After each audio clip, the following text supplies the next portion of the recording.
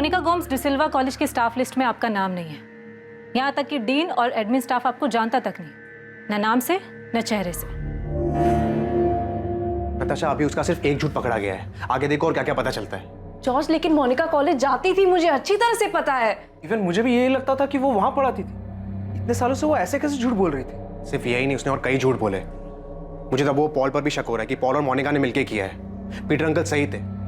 अब तो मुझे भी यकीन हो गया कि सारी डेथ नेचुरल डेथ नहीं थी। आई एम श्योर उनसे कुछ गलती हो रही है। मतलब गलती कॉलेज स्टाफ की है कि वो आपको नहीं पहचान रहे। नहीं, कॉलेज नहीं, गलती नताशा और जॉर्ज कर रहे हैं। मैंने कभी उनसे कहा ही नहीं कि मैं डिसिल्वा कॉलेज में प्रोफेसर हूँ। पता नहीं गलती कर रहे हैं या फिर जानबूझकर झूठ बोल रहे हैं। मैं डिसिल्वा कॉलेज जाती हूँ, लेकिन पढ़ाने के लिए नहीं, अपने काम से। अपने काम से मतलब? मैं पढ़ने जाती हूँ। तो अब आप कह रही हैं कि आप डिसिल्वा कॉलेज की स्टूडेंट हैं? नहीं, मैंने ये नहीं कहा। मैं तो ऑलरेडी ग्रेजुएट हूँ। पढ़ने का शौक है, इसलिए डिसिल्वा कॉलेज की लाइब्रेरी जाती हूँ। इनफैक्ट वही नहीं, और भी लाइब्रेरीज जाती हूँ। तो मिस्टर पॉल, आप भी यही कह रहे हैं कि आपको पता नहीं था कि मोनिका डिसिल्वा कॉलेज में पढ़ाती है? एक्चुअली सर, मुझे लगता था कि वो वहाँ पढ़ाती है, लेकिन उसने सामने से कभी कहा नहीं कि वो उस कॉलेज में प्रोफेसर है। और जब मैंने पूछा तो उसने बताया कि वो वहाँ सिर्फ लाइब्रेरी में पढ़ने जाती है। वो सही बोल रही हैं। हमारे लाइब्रेरी मिसेस गायत्री कुंदनकर ने बताया कि मोनिका यहाँ लाइब्रेरी में रेगुलरली आती है। मिस्टर रसल, मोनिका ना तो स्टाफ में है ना स्टूडेंट है, फिर भी वो पिछले 15 सालों से रेगुलर यहाँ आ रही है। वो ऐसे कॉलेज में लाइब्रेरी में एंटर कैसे हो सकती है? आप लोगों ने अलाउ कैसे किया? मैं खुद ये सुनकर हैरान हूँ इंस्पेक्टर। अजीब बात है, मतलब कैसे कोई ऐसे झूठ बोल सकता है कि वो यहाँ टीचर है, और क्यों, जबकि उसका इस कॉलेज से कोई लेना देना ही नहीं। क्यों? मोनिका ने क्यों झूठ बोला कि वो डिसिल्वा कॉलेज में केमिस्ट्री की प्रोफेसर है? इन्वेस्टिगेट कर रही टीम को यह समझ में नहीं आ रहा था कि मोनिका के इस तरह से झूठ बोलने का कारण क्या था। क्या इन्वेस्टिगेशन में इस क्यों का जवाब मिलने वाला था? इन 6 मौतों को अब मर्डर की तरह से देखा जाने लगा था। सर, मुझे तो यही लगता था कि वो यहाँ पर पढ़ाती है। काफी टाइम से मैंने उसका आईडी कार्ड भी नहीं चेक किया था। वो रेगुलरली यहाँ आती थी। अगर मुझे पता होता कि उसका इस कॉलेज से कोई लेना देना नहीं है, तो मैं उसे अंदर घुसने भी नहीं देती थी। आपने आखिरी बार उसका आईडी कब देखा था? सर, याद नहीं है, काफी पुरानी बात है। पर हाँ, मुझे इतना याद है कि उसके पास स्टाफ का एक आईडी कार्ड था।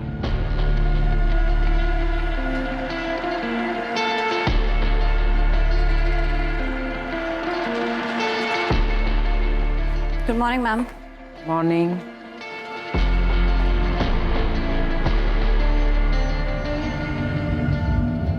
आपके पास उन किताबों की लिस्ट है जो उसने यहाँ से इशू करवाई हो और अपने घर लेके गई हो? वो कोई भी किताब अपने घर नहीं ले जाती थी। जो भी किताब पढ़ती थी वो यहीं पर पढ़ती थी। बल्कि मैंने उसे 1-2 बार कहा भी था, मोनिका, मैंने देखा है तुम किताबें यहीं पर बैठकर पढ़ती हो, घर क्यों नहीं ले जाती? आराम से पढ़ लिया करो ना। मैडम, मुझे कोई भी काम अधूरा छोड़ना पसंद नहीं है, इसलिए यहीं पे पढ़ लेती हूँ। और वैसे भी घर पे और भी बहुत सारे काम होते हैं। मुझे भी ये समझ में नहीं आ रहा है कि ये हो कैसे सकता है। वो लाइब्रेरी में आती है, यहाँ तक कि हमारी सिक्योरिटी भी नहीं रोकती उसे यहाँ आने के लिए। उन्हें भी ये लगता है कि वो यहाँ पढ़ाती है। साहब, मैडम तो मेरे यहाँ पे नौकरी लगने से पहले से आती हैं, सब जानते हैं उन्हें साहब। कभी आई कार्ड चेक किया तुमने उनका? साहब, जिन टीचर को रोज आते जाते देखते हैं, उनसे आईडी कार्ड कैसे मांगेंगे साहब?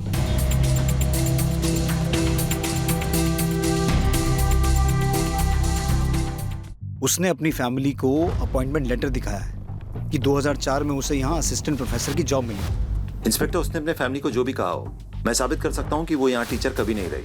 पर ये कैसे पॉसिबल है? वो इतने आराम से कॉलेज में घुस जाती है, कोई उसका आई कार्ड चेक नहीं करता है, और ये काम वो पिछले 15 सालों से कर रही है।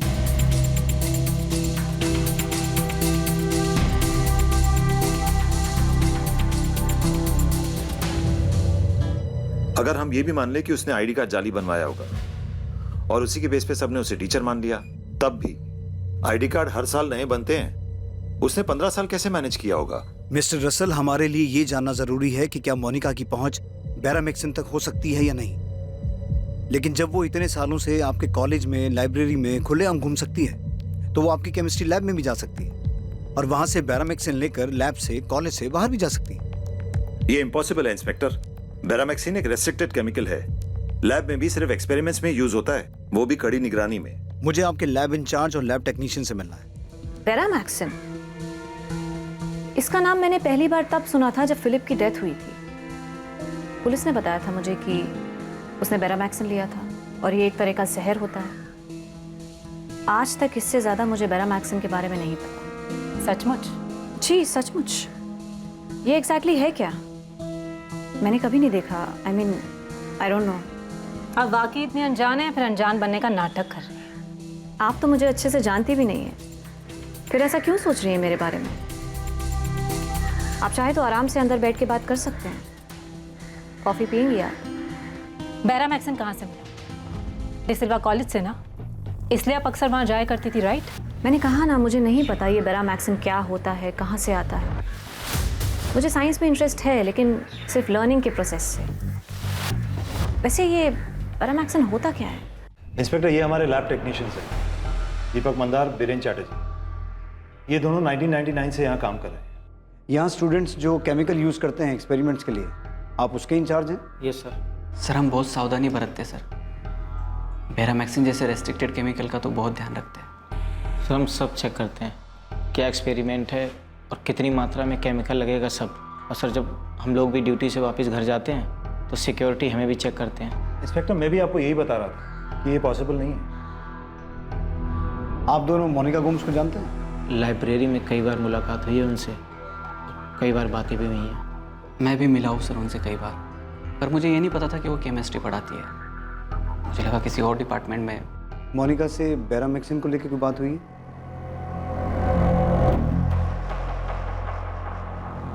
लाइब्रेरी में कई बार बातचीत हुई, डिस्कशन भी हुआ, लेकिन केमिस्ट्री से जुड़ी किसी चीज़ पर कोई बातचीत नहीं हुई सर। सर स्पेस साइंस पे मेरी कई बार बात हुई थी, पर केमिस्ट्री पे कभी भी बात नहीं हुई। बेरामैक्सिन को लेकर पक्का कोई बात नहीं हुई? पक्का सर। मुझे आपकी इस लैब का 2004 से लेकर अब तक का पूरा डेटा चाहिए, खास तौर पर बेरामैक्सिन का। 2004 से अब तक कितना आया, किस किस एक्सपेरिमेंट में कितना यूज़ हुआ, पूरा रिकॉर्ड। आप दोनों के पास 3 घंटे का टाइम है। 3 घंटे में मुझे पूरा डेटा चाहिए। मिस्टर रसल, मैं दीपक मंदार और बीरेन चैटर्जी को क्राइम ब्रांच बुला रहा हूँ इन्वेस्टिगेशन के लिए। इंस्पेक्टर, आप इन दोनों पे शक कर रहे हैं? ये दोनों हमारे पुराने स्टाफ मेंबर्स में से हैं। मिस्टर रसल, मोनिका के पति फिलिप के मामले में ये शक जताया गया था कि वो मर्डर था, क्योंकि उसकी बॉडी में बेरामैक्सिन के ट्रेसेस मिले थे। लेकिन ये साबित नहीं हो पाया कि बेरामैक्सिन आया कहाँ से था। उसके बाद 3 डेथ और हुई, पीटर फर्नांडिस, जेनिफर डिमेलो और रेचल डिमेलो। और फिलिप की डेथ से पहले उसके घर में 2 डेथ्स और हुई थी, उसकी माँ मारिया गोम्स और उसके पिता अल्बर्ट गोम्स। 6 डेथ्स जिन्हें नेचुरल डेथ मान लिया गया था, अब उन्हें मर्डर की नज़र से देखा जा रहा है, क्योंकि ऐसा शक है कि सबके मर्डर में बेरामैक्सिन का इस्तेमाल हुआ होगा। और इन सभी केसेस में हमारी प्राइम सस्पेक्ट मोनिका है। अब ये तो साबित हो चुका है कि मोनिका फर्जी तरीके से आपके कॉलेज में घुसी थी, और मुझे पूरा यकीन है कि मोनिका को बेरामैक्सिन आपकी कॉलेज से ही मिला है। अब या तो उसने आपके कॉलेज की लैब से चुराया है, या फिर उसे ये आपके किसी टेक्नीशियन से मिला है, जिसने अनजाने में या फिर किसी लालच में आकर जानबूझकर उसे दे दिया।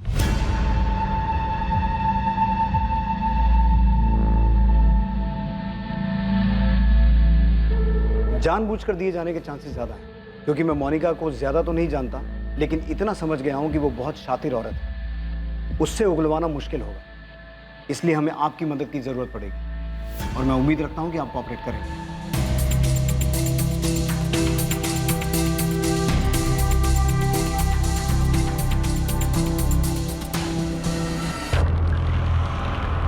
भरत, डिसिल्वा कॉलेज की केमिस्ट्री लैब का डेटा चेक करने के लिए फौरन एक टीम बनाओ। सारा डेटा जल्द से जल्द एनालाइज करो। ठीक है सर, एक टीम बनाकर काम पे लगा देता हूँ। फिलहाल ये केस हमारे लिए सबसे अहम है, बाकी सभी केसेस साइड पे रखो। सर मैंने पॉल से भी बात की है, उसका कहना है कि उसे पता ही नहीं था कि मोनिका डिसिल्वा कॉलेज में प्रोफेसर है। झूठ बोल रहा है पॉल। उसकी 6 साल की बेटी और वाइफ भी मरी है। उससे हमें सिर्फ मोनिका के बारे में नहीं, बल्कि ये भी पूछताछ करनी है कि इस सब में उसका क्या रोल है।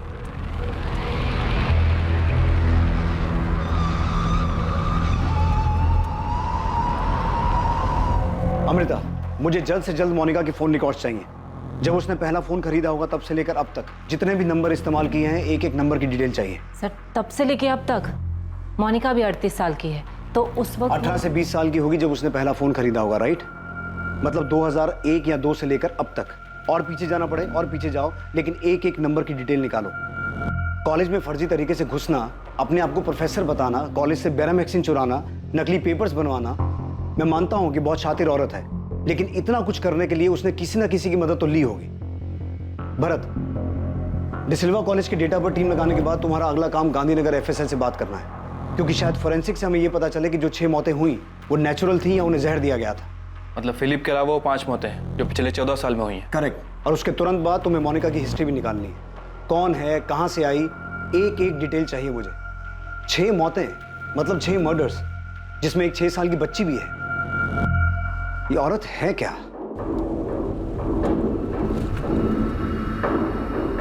सर, अब मैं यकीन से कह सकता हूं कि जॉर्ज का मोनिका पे शक गलत नहीं है और पीटर फर्नांडिस का शक भी सही था। उसने बहुत कोशिश की, लेकिन शायद हमारी टीम से कहीं ना कहीं चूक हो गई, वरना जेनिफर डिमेलो और रेचल डिमेलो को बचाया जा सकता था। अब सर उन्हें बचा तो नहीं पाए, लेकिन न्याय तो दिलवा सकते हैं। और सर उसके लिए हमें Maria Gomes, Albert Gomes, Peter Fernandes, Jennifer D'Mello और रेचल डिमेलो की बॉडी को ग्रेव से बाहर निकालना होगा। तुम्हें लगता है एफएसएल को इन डेड बॉडी से कुछ हाथ लगेगा?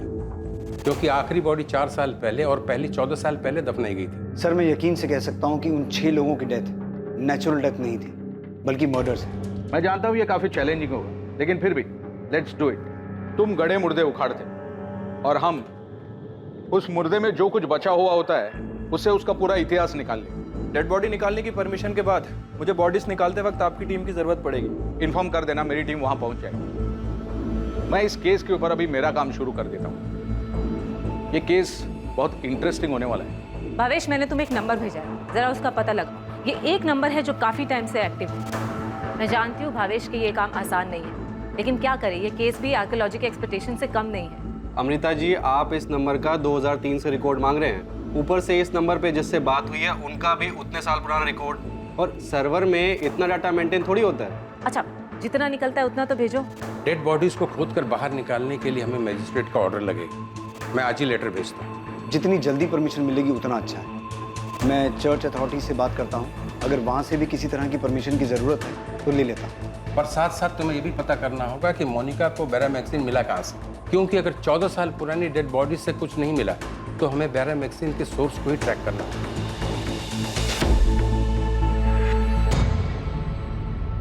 तो ये सब मर्डर ही थे ना सर? जॉर्ज, हम डिसिल्वा कॉलेज की केमिस्ट्री लैब का पिछले 15 साल से अब तक का रिकॉर्ड चेक कर रहे हैं, लेकिन ग्रेव्स में से डेड बॉडी को खोद के निकाल के उसमें से बैरामैक्सिन के बारे में पता करना आसान काम नहीं है। और अगर पता नहीं चल पाया कि जहर दिया गया था तो फिलिप की डेथ के अलावा बाकी सब की डेथ नेचुरल मान ली जाएगी। अगर इन डेड बॉडीज में से कुछ नहीं मिलता तो ये केस आगे नहीं बढ़ सकता जब तक ये ना पता चले कि मोनिका को बैरामैक्सिन कहाँ से मिला। सर, लेकिन आपको ये तो पता चल चुका है ना कि मोनिका 15 साल से वो फेक आईडी से अपने आप को डिसिल्वा कॉलेज की टीचर बता रही थी। इसका मतलब ये होता है कि औरत फ्रॉड है। सर, मुझे तो ये भी यकीन हो गया है कि डैड की जो विल मोनिका ने पीटर अंकल को ला कर दी थी वो भी फेक थी। सर, डैड के विल को हम कोर्ट में चैलेंज करने ही वाले थे। फिलिप की डेथ हो गई इसलिए हम दोनों ने अपनी मर्जी से सब कुछ मोनिका को दे दिया और उसने अपने नाम पे सब कुछ ट्रांसफर करवा भी लिया था। सारी प्रॉपर्टीज, बिजनेस सब मेरे सामने ही उसके नाम पे ट्रांसफर हुआ था।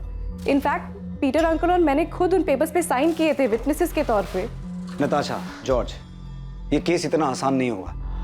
हमें 14 साल पीछे जाना होगा और हर उस चीज को प्रूव करना होगा जिससे ये साबित हो कि वो 6 डेथ्स मर्डर्स थे। और सबसे पहले हमें ये पता करना होगा कि मोनिका को बैरामैक्सिन कहाँ से मिला। इतने रिस्ट्रिक्टेड केमिकल के बारे में इतनी जानकारी कहाँ से मिली? मैं यकीन के साथ कह सकता हूँ कि डिसिल्वा कॉलेज में घुसने के लिए उसने फर्जी डॉक्यूमेंट्स बनाए थे। तो हो सकता है तुम्हारे फादर की विल भी उसने फर्जी बनाई हो। पीटर अंकल भी यही समझाने की कोशिश कर रहे थे। वही थे जिन्होंने फिलिप के बॉडी में वो ब्लू मार्क देखा था। सर, माय गॉड, मतलब पीटर अंकल को पता चल गया था कि फिलिप का मर्डर हुआ है, इसलिए सर वो। मोनिका की फैमिली में कौन कौन है? उसके माँ बाप, भाई बहन, कोई और रिश्तेदार, कोई भी? हाँ सर, उसके मॉम डैड है, कैनाकोना में रहते हैं। लीना, मैं जा रहा हूँ। सैबी, इलेक्ट्रिसिटी बिल भरना मत भूलना। हाँ, भर दूंगा। मुझे नहीं लगता कि मोनिका अपनी फैमिली से काफी टाइम से मिली है। मतलब? उनके बीच में रिलेशंस कुछ ठीक नहीं थे। मोनिका के पेरेंट्स फिलिप के डेथ पे भी नहीं आए थे। आई डोंट नो उसने इन्फॉर्म भी किया होगा या नहीं उनको। 6 लोगों की डेथ जो शायद मर्डर्स हों, तो मोनिका का इसके पीछे का मोटिव सिर्फ तुम्हारी प्रॉपर्टी को हासिल करना था? मुझे लगता है कुछ और भी गड़बड़ है। वही तो हम भी समझ नहीं पा रहे कि मोनिका के साथ गड़बड़ क्या है। सर, पॉल की वाइफ रेचल और उसकी बेटी जेनिफर। हमें लगता है कि उन दोनों को भी मोनिका ने मारा है सर, जिनका हमारी प्रॉपर्टी से कोई कनेक्शन नहीं है। मोनिका का मानसिक संतुलन ठीक है ना? सर मोनिका हमेशा से एक बहुत अच्छी इंसान रही है, पर अब लगता है कि शायद उसके पर्सनालिटी का कोई दूसरा भी साइड है जिसके बारे में आज तक हमें पता ही नहीं चला।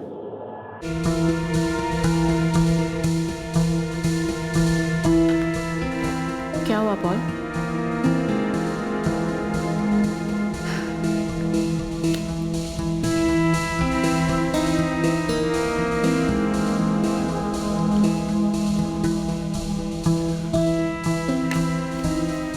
तुम्हें क्या लगा मैंने तुम्हारे खाने में कुछ मिलाया है? तुमने ग्रेवयार्ड पे रेचल को किस क्यों किया था? क्योंकि रेचल मेरी बहुत अच्छी दोस्त थी Paul. I love you Paul. मैंने कुछ नहीं किया है। नताशा और जॉर्ज को गलतफहमी हो रही है। पॉल मैं प्यार का दिखावा नहीं कर सकती, लेकिन मैं उन सब से प्यार करती थी जिन्हें मैंने खोया है। मुझे भी बहुत दुख है उनके जाने का।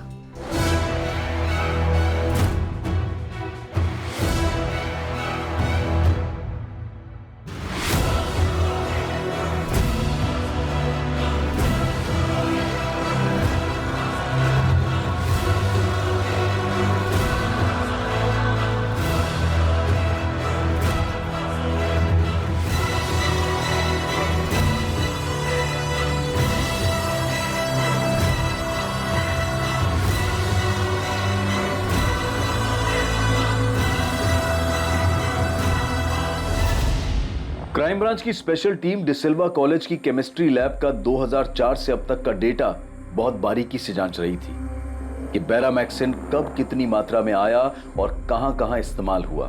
लैब टेक्नीशियन दीपक मंदार और बीरेन चैटर्जी को भी पूछताछ के लिए बुलाया गया था।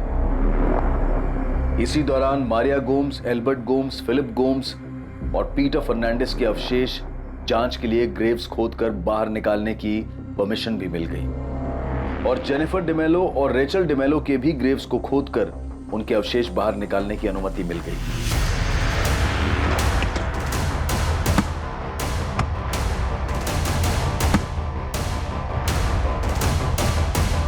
सर, मोनिका के भी रीसेंट फोन रिकॉर्ड से पता चला है कि मोनिका की अपने फैमिली मेंबर नताशा और जॉर्ज के अलावा एक प्रशांत कदम नाम के आदमी से लगातार बातचीत रही है। एक ही नाम मिला है? जी सर।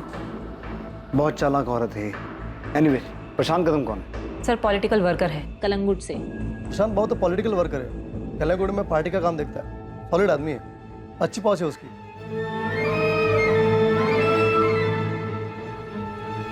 ऐसा कोई बड़ा पॉलिटिशियन नहीं है, पर एरिया में धाक है उसकी। पर मैम ये मोनिका का प्रशांत कदम से क्या कनेक्शन हो सकता है? गणेश, तुम मुझसे मत पूछो, खोद कर निकालो और मुझे बताओ कि क्या मामला है। ये 6 के 6 डेथ मर्डर्स लग रहे हैं। फिलिप के केस में तो तुम चूक गए थे, पर इस बार कोई गलती नहीं होनी चाहिए। सर, खबरी गणेश ने कलंगुट में अपने नेटवर्क से पता लगाया है कि मोनिका अपने फैमिली बिजनेस के सिलसिले में अक्सर प्रशांत कदम से मिलती रही है और उसके अलावा भी मिलती रही है। अलावा भी मतलब?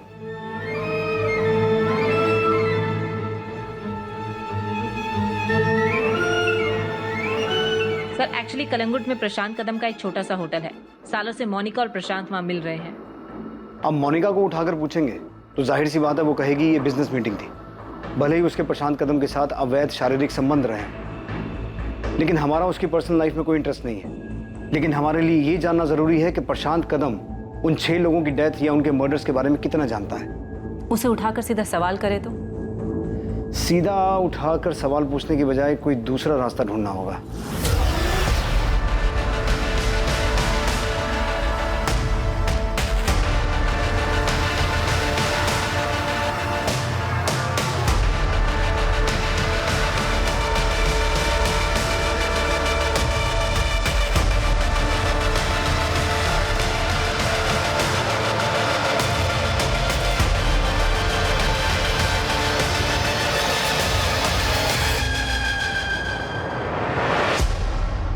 सिर्फ फिलिप गोम्स की मौत के बाद पोस्टमार्टम हुआ था और उसकी बॉडी से बैरामैक्सिन के ट्रेसेस पाए गए थे। लेकिन बाकी 5 मौतों में किसी का भी पोस्टमार्टम नहीं हुआ था क्योंकि उनकी मौत को नेचुरल बताया गया था। अब उन बॉडीज को बाहर निकाला गया था, उनके अवशेषों की जांच होने वाली थी।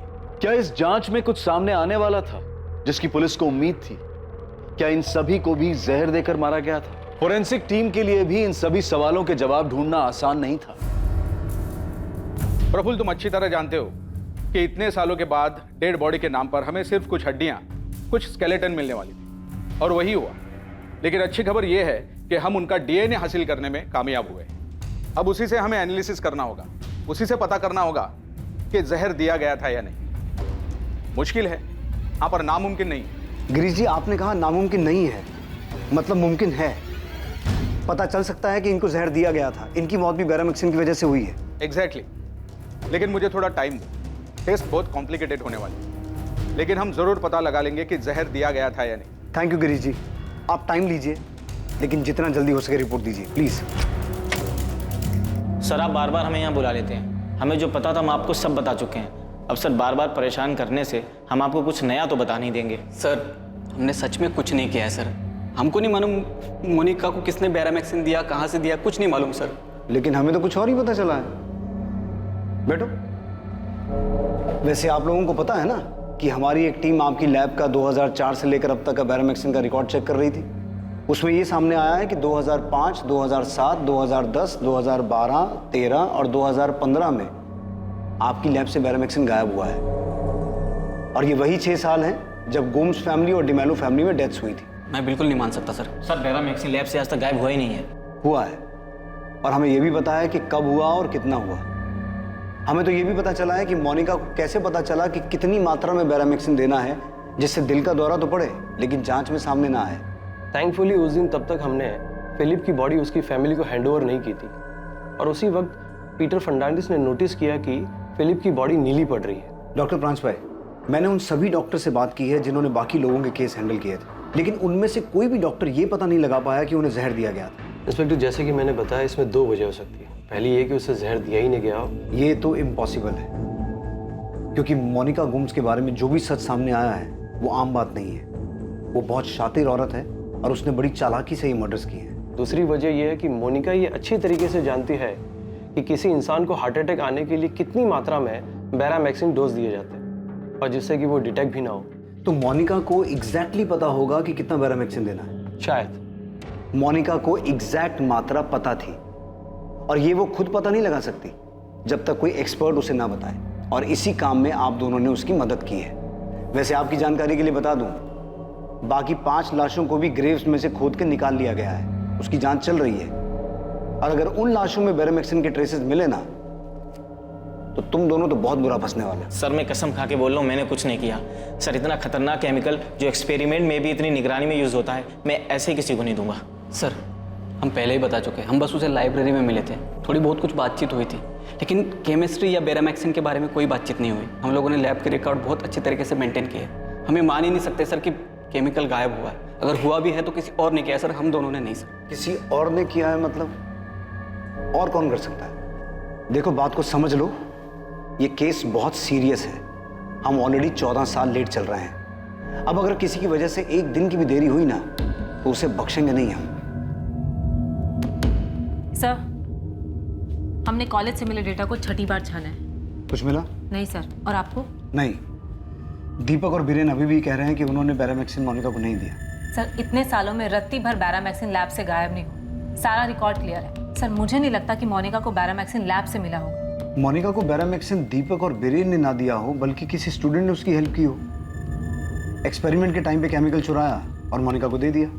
इंस्पेक्टर, स्टूडेंट्स को कोई भी केमिकल लैब से बाहर ले जाने की इजाजत नहीं है। वो उन्हें वहीं एक्सपेरिमेंट में यूज करने को मिलता है और वहीं खत्म करना पड़ता है। लेकिन जब मोनिका आपके कॉलेज में घुस सकती है, सबको बेवकूफ़ बना सकती है कि वो वहाँ पढ़ाती है, तो हो सकता है कि उसने किसी स्टूडेंट को बेवकूफ़ बनाया हो, उसे यूज किया हो। इंस्पेक्टर, सिर्फ इसलिए कि हमसे एक गलती हो गई कि वो यहाँ टीचर बन के आती रही और हम पकड़ नहीं पाए, इसका मतलब ये नहीं कि आप हमारे सारे स्टाफ पर शक करेंगे।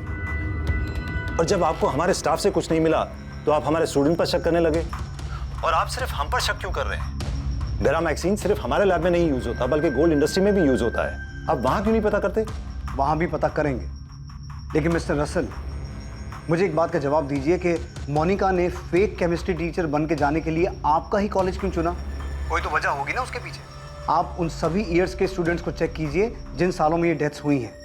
मैं यकीन के साथ कह सकता हूं कि मोनिका आपके कॉलेज किसी खास मकसद से आई थी। ओके। Amrita, yes sir. हमें फोरेंसिक से सभी डिटेल्स मिल जाएंगी। अगर ये पता चलता है कि इन सबको जहर दिया गया था तो ये सभी नेचुरल डेथ के केसेस मर्डर केसेस में तब्दील हो जाएंगे। लेकिन मर्डर को साबित करने के लिए, अपराधी तक पहुंचने के लिए हमें हर हाल में ये पता लगाना होगा कि बेरामेक्सिन आया कहाँ से। सर प्रशांत कदम को उठाए, उससे पूछताछ करें। उठाते हैं प्रशांत को। भरत कहाँ है? सर वो मोनिका के मम्मी पापा से मिलने कैना कोना गए। मुझे कैना कोना में मोनिका के पेरेंट्स के घर का एड्रेस मिल गया है। मैं थोड़ी देर में वहाँ पहुँच जाऊँगा। खबरी गणेश ने मेरी मधुकर सावंत से बात करवाई है। वो मोनिका और उसकी फैमिली को बचपन से जानता है। थोड़ी देर में उनसे बात करने वाला हूँ सर। गुड, मुझे यही पता करना था। भरत, पहले मधुकर से बात करो। फिलहाल मोनिका के माँ बाप से कुछ पूछताछ मत करना, वरना मोनिका अलर्ट हो जाएगी। मम्मा। यस बेटा। नताशा आंटी और जॉर्ज अंकल कह रहे थे कि बेटा उनकी बातों पर ध्यान मत दो, उनकी बातों का कोई मतलब नहीं। पर मम्मी वो पापा के बारे में बात कर रहे थे। जेम्स, वो दोनों बहुत परेशान है बेटा। तुम टेंशन मत लो, मैं उनसे बात करती हूँ, उनकी परेशानी दूर कर दूंगी।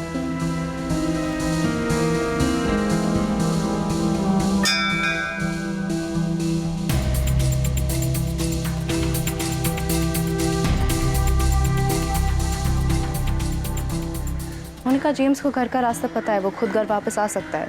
नताशा, जेम्स मेरा भी बेटा है। फिलिप की हेल्थ और उसके पीने की आदत की वजह से हमने डिसाइड किया था ना कि वो तुम्हारे साथ रहेगा।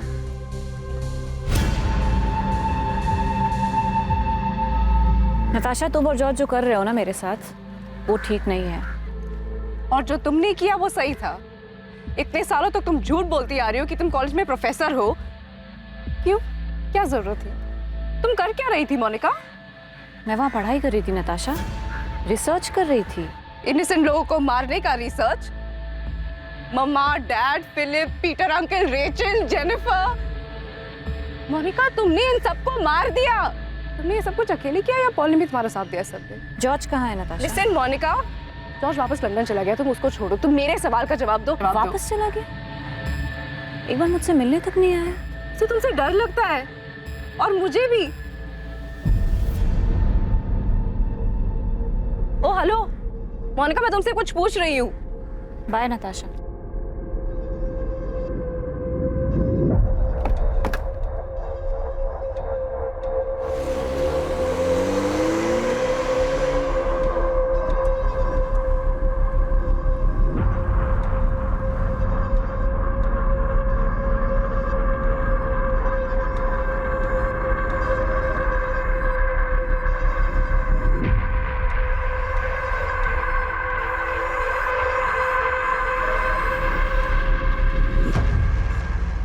हाँ जानता हूँ मोनिका, कई साल से जानता हूँ। तो चलो फिर तुमसे कुछ पूछताछ कर लेते हैं। इस बारे में काफ़ी टच में हो मोनिका, तो जानते ही होगे किस बारे में बात करनी।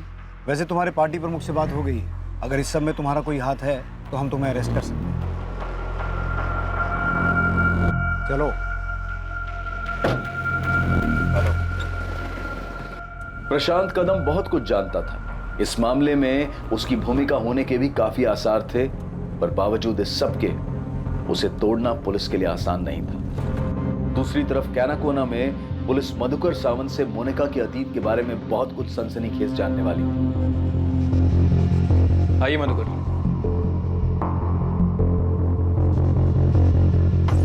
वो मोनिका का शादी का बाद से ही मैं उसको कभी नहीं मिला है सर।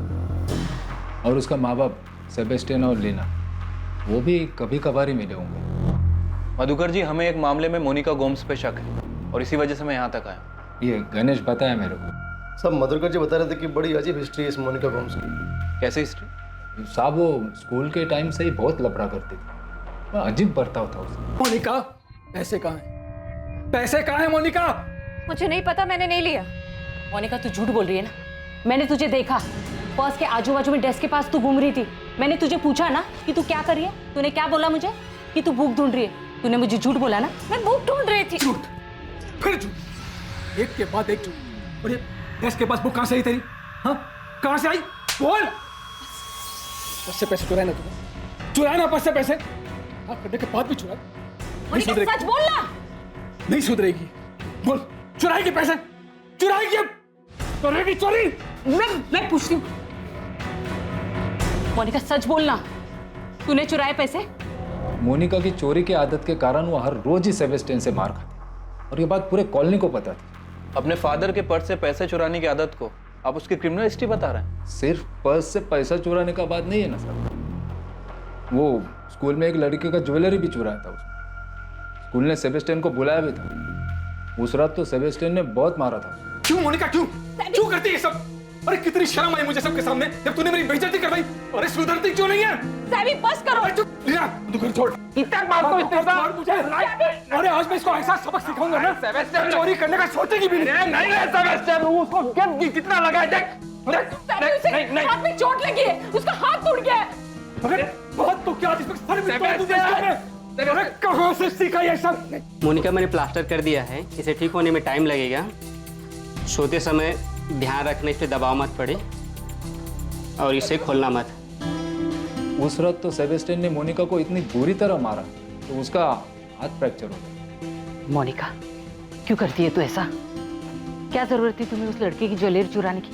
हाँ देख बेटा, अब भी टाइम में सुधर जा, वरना बहुत पछताना पड़ेगा। मोनिका बेटा, हाथ कैसा है अब तेरा? पहले से दर्द कम है ना? ले हल्दी वाला दूध पी ले। उस रात मैंने और मेरी बीवी ने उसको बहुत समझाने की कोशिश की। देख बेटा, तेरा डैड बहुत ईमानदार आदमी है, उसूल का एकदम पक्का है वो। उसूलों की वजह से ही डैड गरीब है अंकल। अरे ऐसे नहीं बोलते, उसी की ईमानदारी की कमाई से तेरा घर चल रहा है ना? सिर्फ घर ही चल रहा है ना आंटी, 2 टाइम का खाना मिल रहा है बस। चोरी करना जुर्म है, क्राइम है।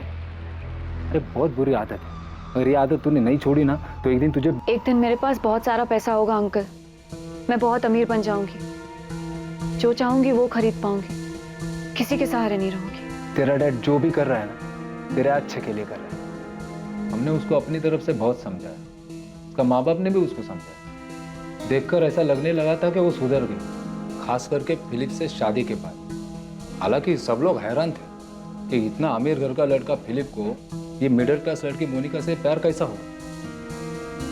हाँ, पर एक ऐसी शादी थी साहब जिससे सारा कॉलोनी खुश था।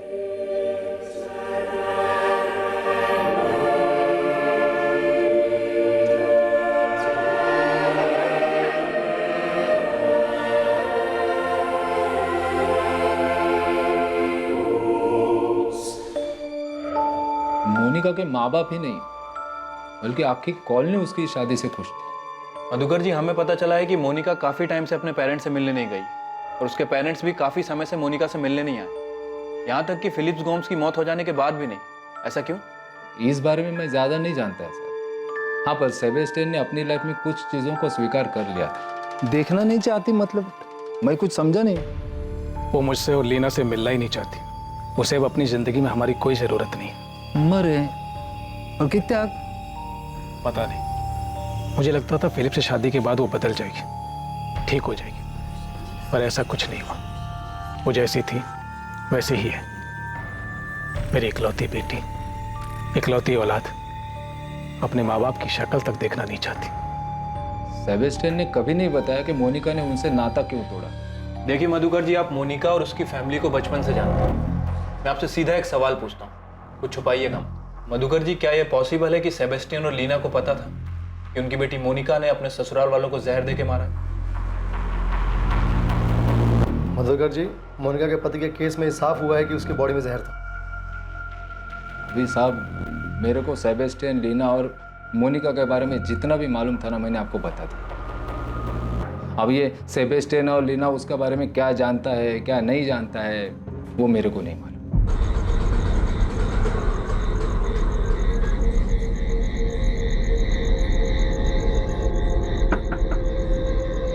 ऐसा कोई ना कोई तो जरूर था जो इन 6 लोगों की मौत और उनके मर्डर होने के बारे में जानता था। गोम्स परिवार में हुई हर एक मौत, यहां तक कि जेनिफर और रेचल की मौत, इस सब के बारे में कोई तो था जिसे जानकारी थी। 14 सालों तक स्वाभाविक मौत के नाम पर छुपी इन 6 रहस्यमयी हत्याओं में से एक शातिर षड्यंत्र की बू आ रही थी और इस षड्यंत्र की जानकारी एक नहीं बल्कि कई लोगों को थी।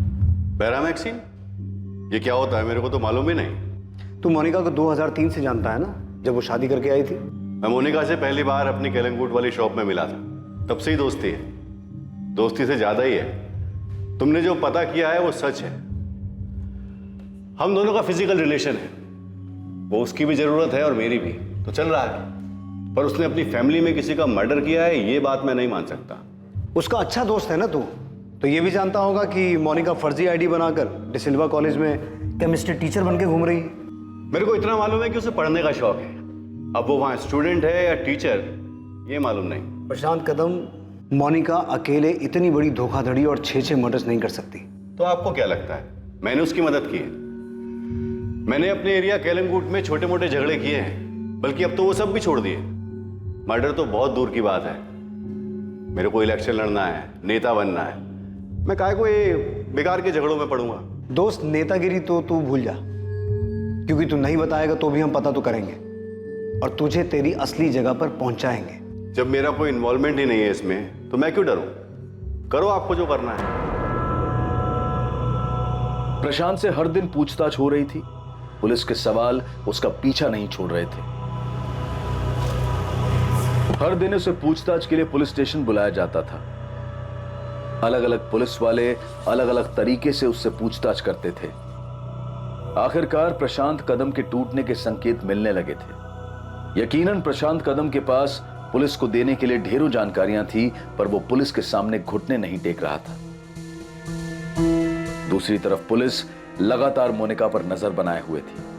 पुलिस ने मोनिका पर 24 घंटे निगरानी रखी थी।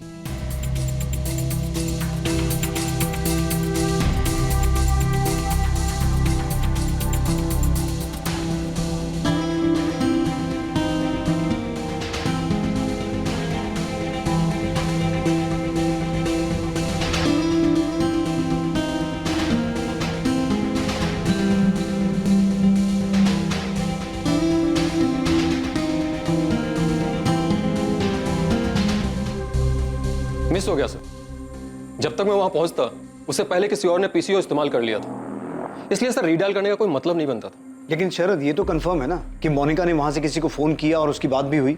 हाँ सर, पूरे 2 मिनट तक बात हुई।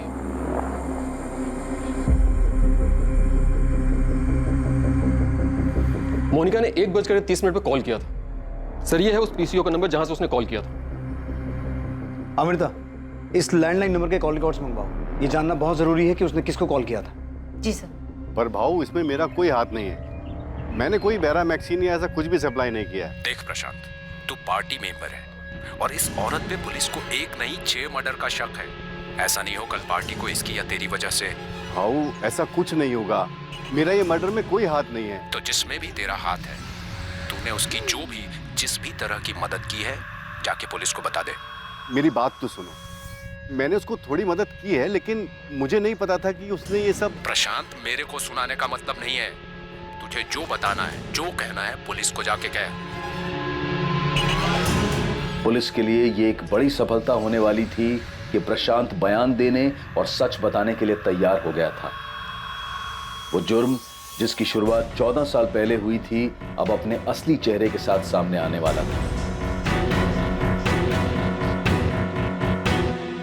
अब एक बड़ा खुलासा होने जा रहा था। एक ऐसी कड़ी, एक ऐसी समानता सामने आने वाली थी जो 14 सालों तक सबकी नजरों से बची रही थी। इन सभी 6 मौतों में एक समानता थी जो फिलिप गोम्स के केस के अलावा सभी केसेस में छूट गई थी। इंस्पेक्टर प्रफुल्ल, जिस रिपोर्ट का तुम्हें बेसब्री से इंतजार था वो मेरे सामने मेरे टेबल पर है। फिलिप गोम्स का एनालिसिस पोस्टमार्टम के चलते तुम्हारे पास पहले से ही है। बाकी 5 लोगों की मौत जिस प्रकार हुई थी, वो अगर मैं तुम्हें बताऊंगा तो तुम चौंक जाओ। सबको जहर दिया गया था?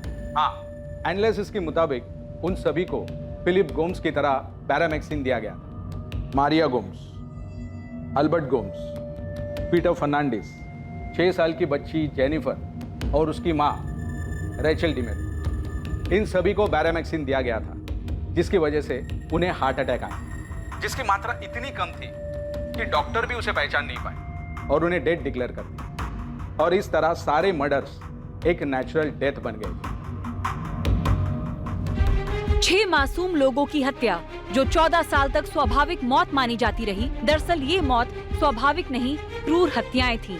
2010 में फिलिप गोम्स की मौत पर शक सबसे पहले गहराया था, पर अनदेखी और लापरवाही के कारण ये हत्या आत्महत्या के नाम पर दर्ज की गई और फाइल बंद कर दी गई। जो सच 14 साल जमीन में दफन रहा, वो आज बाहर आकर न्याय की गुहार लगा रहा है। एक नहीं 6 निर्मम हत्याओं की कहानी कह रहा है। ये साबित हो चुका है कि 6 लोगों की डेथ नेचुरल नहीं बल्कि मर्डर्स थे। इन 6 लोगों को मारने के लिए जिस बैरामैक्सिन का यूज हुआ, क्या आपको उसकी जानकारी मिल चुकी है कि वो कहाँ से आया था? अभी तक तो नहीं मैम, लेकिन जल्दी पता चल जाएगा। मोनिका जिस कॉलेज में प्रोफेसर बनकर जाती थी। देखिए, मैं बता चुका हूँ कि अभी सिर्फ ये साबित हुआ है कि 6 लोगों के मर्डर्स किए गए थे। क्यों हुए, किसने किए, कैसे किए, ये सब पता लगाना अभी बाकी है। हमारे पास कुछ लीड्स हैं, लेकिन फिलहाल वो लीड्स आपके सामने नहीं रख सकते। प्रशांत कदम, तेरा खेल और पॉलिटिकल करियर दोनों खत्म। सजा कम करवाने का एक मौका दे रहा हूँ। हमें पता तो चल चुका है कि मोनिका का इन मर्डर्स में साथ तू नहीं दिया था, बैरामैक्सिन तू न ला के दिया था। साहब, मैंने उसकी मदद नहीं की। मुझे तो सुनकर खुद शौक लगा था कि उसने 6 लोगों को मारा है। सच्ची बोल रहा हूँ साहब, मेरे को आइडिया नहीं था कि उसने किसी को मारा है। हेलो, कौन बोल रहा है? कौन तुमने किया है? तुम बताओ कौन बोल रही हो? असिस्टेंट सब इंस्पेक्टर अमृता बोल रही हूँ। 6 दिन पहले मोनिका गोम्स ने तुझे पीसीओ से कॉल किया था ना? 1 सेकंड पहले तो तू बहुत फैल रहा था, ये अचानक तेरी बोलती क्यों बंद हो गई? मोनिका गोम्स को जानते हैं? जी जानता हूँ मैं उसे। नाम क्या है तेरा? लॉरेंस। खाली लॉरेंस, आगे पीछे कुछ नहीं है? Kevin Lawrence. केविन, तू मोनिका गोम्स को कैसे जानता? मेरे को बैरामैक्सिन के बारे में तो कुछ मालूम नहीं, पर मैं आपको कुछ और बता सकता हूँ। पर मेरे को मालूम नहीं कि उनका इन मर्डर से कुछ लेना देना है कि नहीं। प्रशांत, अपने भेजे का इस्तेमाल कर।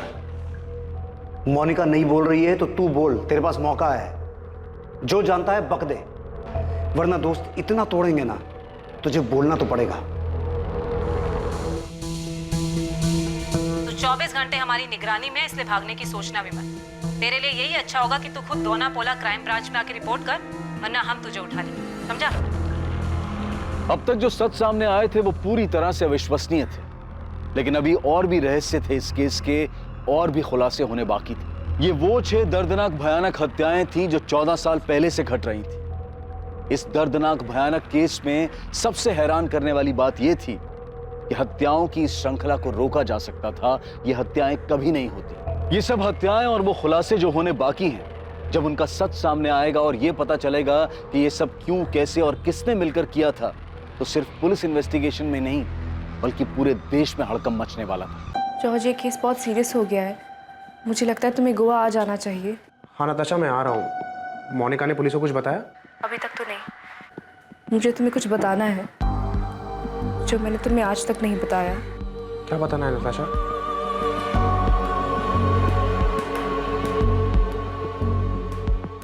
ये षड्यंत्र कैसे रचा गया, कैसे अपने अंजाम तक पहुंचा और कौन कौन इस साजिश में लिप्त थे, ये हम देखेंगे कल रात 10:30 बजे इस श्रृंखला के आखिरी अध्याय में।